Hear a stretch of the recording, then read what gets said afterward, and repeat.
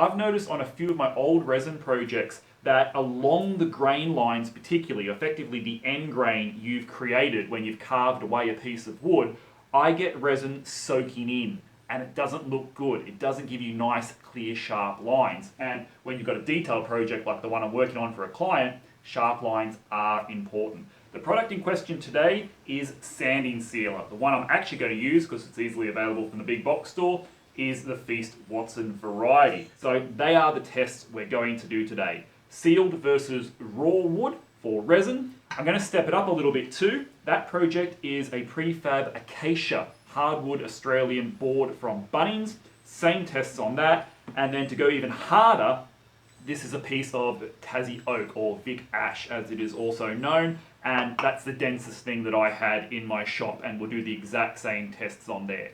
My hypothesis is that on these porous softwoods, the sanding sealer is probably going to make a big difference. On the harder woods, especially on the oak, this is so dense already, don't know if it's going to improve it too much, but it will be interesting to see.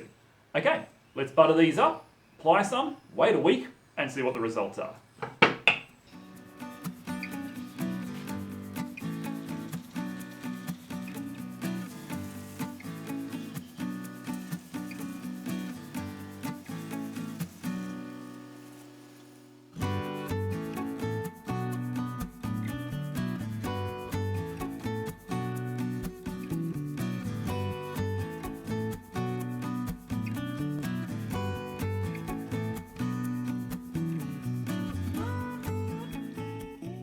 You might notice I've got a third hole there. I wanted to test some PVA as well to see if that had any blocking abilities against the sanding sealer, because it would be a much cheaper option. So in goes the resin, and we'll leave it there for a while, and we'll come back once it's set to take a peek.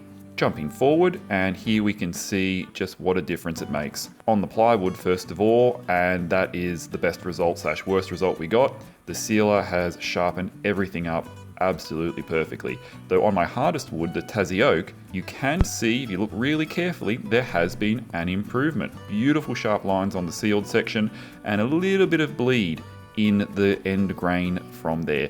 I do apologize on the Acacia, the Forstner bit slipped a bit, so the edges weren't quite as sharp, but again, we can see the difference.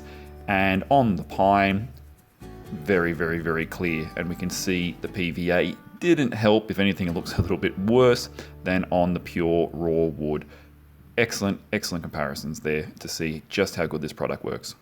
An absolute world of difference on the grains running this way using the sealer over not using the sealer. And I am very, very happy that I used it on the client's project, because it is going to give it a much, much nicer look than if I had just left the wood raw. And as far as the PVA experiment goes, again, absolute desperate, you could, but on a showpiece, you wouldn't bother.